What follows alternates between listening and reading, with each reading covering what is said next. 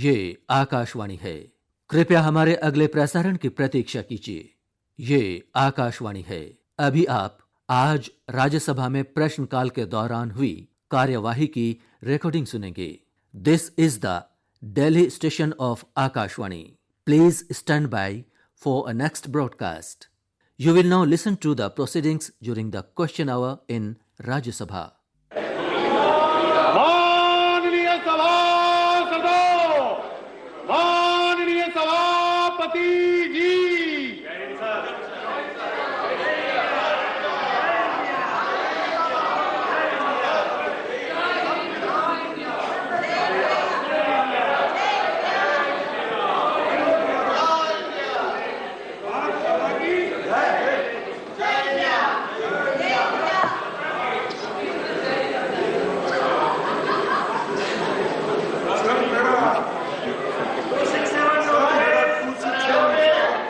Question hour, question number 31, Shri P Wilson. प्रश्न संख्या 31, Shri P Wilson. क्या पेट्रोलियम और प्राकृतिक गैस मंत्री ये बताने की कृपा करेंगे कि क्या सरकार नागपट्टिनम में हुए कच्चे तेल के रिसाव, जिसे हाइड्रोकार्बन की उपस्थिति के कारण हवा और पर्यावरण प्रभावित हुआ था, के कारणों का पता लगा पाई थी? सरकार ने हाल ही में नागपट्टिनम तट पर हुए तेल रिसाव के बाद यह सुनिश्चित करने के लिए कि तमिलनाडु में कच्चे तेल का रिसाव न हो, क्या कदम उठाए हैं? और यदि हाँ, तो तत्संबंधी ब्यौरा क्या है? यदि नहीं, तो इसके क्या कारण हैं? ऑनरेबल मिनिस्टर, माननीय पेट्रोलियम और प्राकृतिक गैस मंत्री।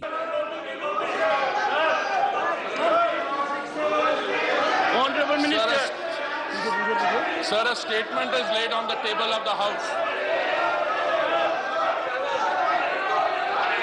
To the House.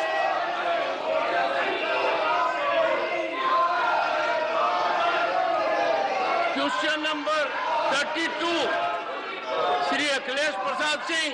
प्रश्न संख्या 32, Shri Akhilesh Prasad Singh.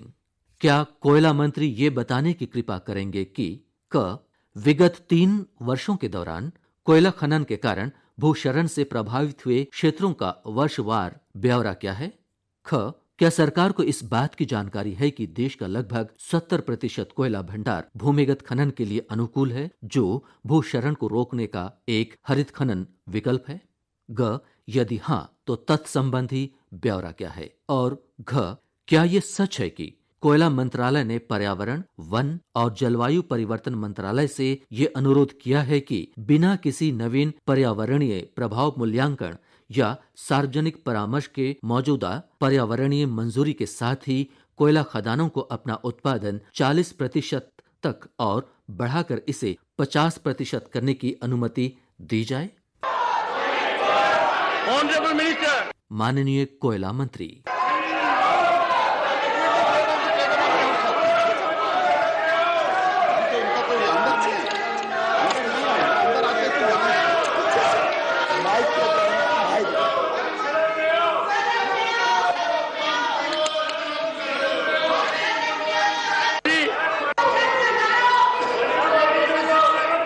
Honourable minister, statement is laid on the table of the House, sir. Supplementary one, number 34, Shri Neeraj Shekhar. प्रश्न संख्या 34, श्री नीरज शेखर। क्या जल शक्ति मंत्री ये बताने की कृपा करेंगे कि जल जीवन मिशन के तहत 15 जुलाई 2000 की तिथि तक देश के ग्रामीण घरों में नल से पेयजल की आपूर्ति के लिए दिए गए कनेक्शनों की संख्या का राज्यवार ब्यौरा क्या है? क्या 5% ग्रामीण घरों में नल से जल आपूर्ति हेतु कनेक्शन उपलब्ध कराने का काम अभी तक शुरू नहीं किया गया है? यदि हाँ, तो तत्संबंधी राज्यवार ब्यौरा क्या है? और सरकार द्वारा 2024 तक प्रत्येक ग्रामीण घर में नल से पेयजल उपलब्ध कराने का तय लक्ष्य पूरा न कर पाने की स्थिति से बचने के लिए क्या कदम उठाए जा रहे हैं?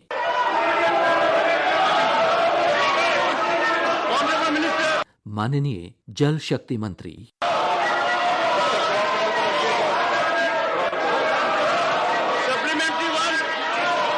सप्लीमेंट्री को नल से जल पहुंचाने का काम कर रही है। ये कार्यक्रम 4 प्रदेशों 5 प्रदेशों में नहीं हो रहा है। ये राजस्थान, छत्तीसगढ़, पश्चिम बंगाल, केरल, झारखंड में 50% से कम हुआ है अभी तक। ये क्या कारण है कि यहाँ इन राज्यों में नल से जल पहुंचाने का काम क्यों नहीं हो पा रहा है? माननीय मंत्री, ऑनरेबल मिनिस्टर,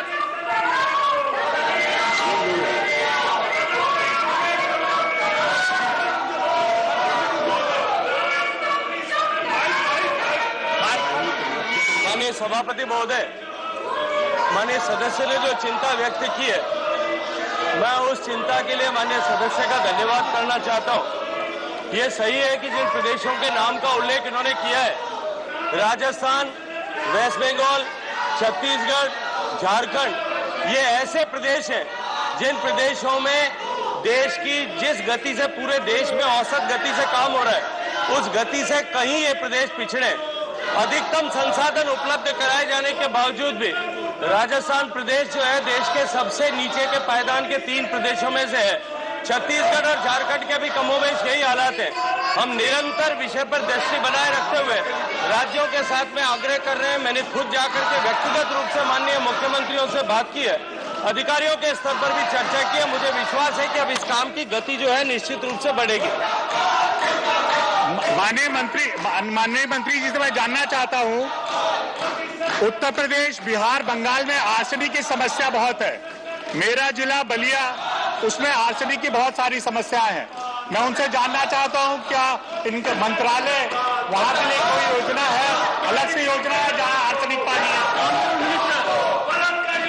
माननीय सदस्य की धन्यवाद देता हूं, उनकी जानकारी के लिए बताना चाहता हूं कि माननीय मोदी जी की सरकार में NRDW प्रोग्राम के तहत प्रारंभ हुए जल जीवन मिशन से पहले भी ऐसे एप्लीकेशन जहां क्वालिटी अफेक्टेड एरियाज है, उनके लिए स्पेशल इंसेंटिव का प्रावधान किया गया था और राज्यों से बार बार हमने इसके लिए आग्रह किया था। जल जीवन मिशन में भी क्वालिटी अफेक्टेड एरियाज को टोटल एलोकेशन में स्पेशल वेटेज जो है वो 10% का दिया गया था। मैं माननीय सदस्य की जानकारी के लिए बताना चाहता हूँ कि चूंकि जल राज्यों का विषय और राज्यों से जो सूचना प्राप्त हुई है, 48,000 टोटल ऐसे हैबिटेशन जहां पर आर्सेनिक का प्रदूषण है, फ्लोराइड का प्रदूषण है या कोई अन्य प्रदूषण हैवी मेटल्स का होगा, राज्यों ने यह सूचना दी है कि सब जगह पर ऐसे दूषित पानी वाले जहां पेयजल मिलता था वहां सब जगह या तो जल जीवन मिशन के अंदर उनको एड्रेस किया गया या भारत सरकार के निर्देशानुसार वहां कोई अस्थायी प्रबंध ऐसे कम्युनिटी वाटर ट्रीटमेंट प्लांट लगा करके कर दिया गया।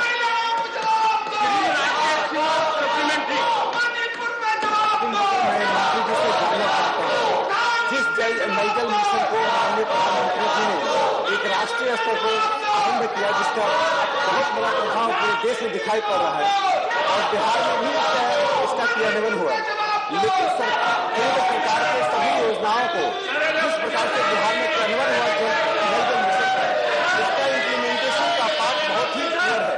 क्या केंद्र सरकार ये जानना चाहेगी बिहार सरकार से, क्या केंद्र सरकार ये जानना चाहेगी कि बिहार में कितने क्षेत्रों में नल जल का वास्तव में प्रभावी इम्प्लीमेंटेशन हो पाया है?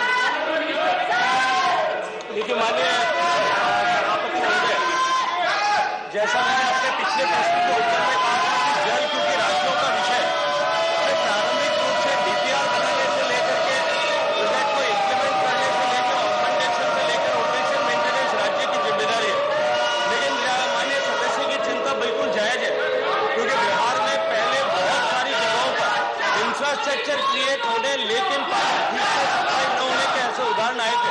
हमने राज्य सरकार के साथ में बातचीत की थी, आप भारत सरकार इन विषयों पर ऐसे विषयों पर ठीक से डिलीवरी हो रहा है कि नहीं, इसको लेकर के हम क्वालिटी और डिलीवरी का सर्वे जल सर्वेक्षण के माध्यम से करवाते हैं।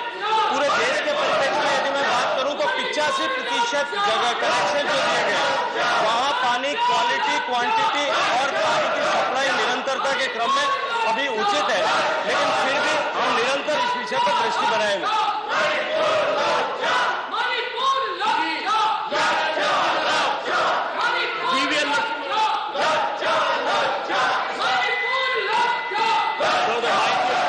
Thank you, sir. I would like I would like to congratulate Honorable Prime Minister Modi ji, Honorable Minister Shekhawat ji for stupendous performance of this program. In my understanding, sir, this is possibly the most successful development program in Indian history, because in a short span of 4 years, I think we have been able to increase the coverage for drinking water we increased more than 2 times, 3 times in just 4 years. Sir, in Andhra Pradesh, the coverage of households under drinking water has doubled. My question to Honorable Minister, sir, I think yes, sir, in some districts of Andhra Pradesh, the coverage has improved drastically, but it is still low. I would like to request the minister to focus on north coastal Andhra districts like Visakhapatnam, Srikakulam, Vijayanagaram. So my question is whether there will be a special drive to improve coverage in north coastal Andhra districts. माननीय सभापति महोदय, first I would like to thank honorable prime member for his kind words of appreciation for the scheme. लेकिन साथ साथ में मैं ये भी कहना चाहता हूँ कि जैसा मैंने अपने पहले प्रश्न के उत्तर में कहा था कि Andhra Pradesh is among the states जहाँ पर परफॉर्मेंस बहुत लो है। मैं सदन के सामने अत्यंत दुख के साथ में कहना चाहता हूँ कि आंध्र प्रदेश एकमात्र ऐसा प्रदेश है जिसमें 2021 के बाद में भारत सरकार के द्वारा जल जीवन मिशन में जो एलोकेशन किया गया है, उस एलोकेशन में एक भी पैसा अभी विड्रॉ नहीं किया है, क्योंकि वो अपनी तरफ से अभी जो है स्टेट शेयर जो उनको देना चाहिए वो 2021-22 का स्टेट शेयर भी नहीं दे पाए। निश्चित रूप से चिंताजनक स्थिति है और हम निरंतर उनके संपर्क में रह करके उनको इस दिशा में प्रगति करने के लिए आवश्यक कार्रवाई करने के लिए बात कह रहे हैं।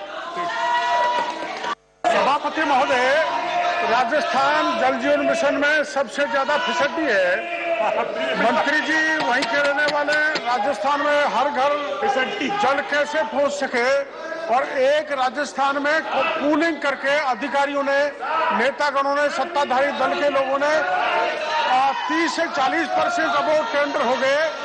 उसमें भारी भ्रष्टाचार है, फर्जी फेक फैब्रिकेटेड डॉक्यूमेंट के आधार पर कुछ बड़े ठेकेदारों ने अधिकारियों से मिलकर, सरकार से मिलकर टेंडर ले लिए। क्या मंत्री जी उसकी जांच कराएंगे ताकि भ्रष्टाचारी सीटों में रखे जाएं?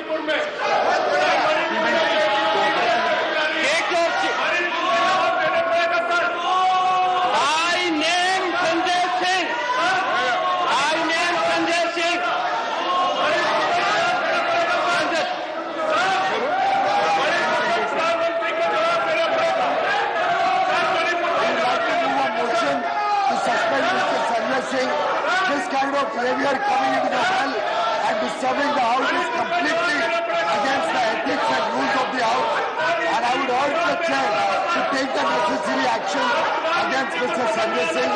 The government wishes to move a motion for the suspension of Mr. Sanjay Singh for the remainder period of the house. Move your motion.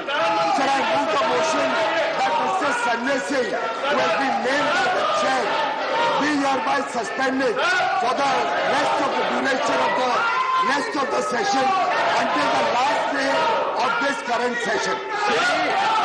The motion is Shri Sanjay Singh be suspended for the entire duration of this session for having repeatedly violated directive of the chair. The House approves it. Shri Sanjay Singh is suspended as member during the entire session of this House. The House is adjourned to meet at 2 p.m. today. अभी आप आज राज्यसभा में प्रश्नकाल के दौरान हुई कार्यवाही की रिकॉर्डिंग सुन रहे थे। You were listening to the proceedings during the question hour in Rajya Sabha. This broadcast came to you from the Delhi station of Akashvani.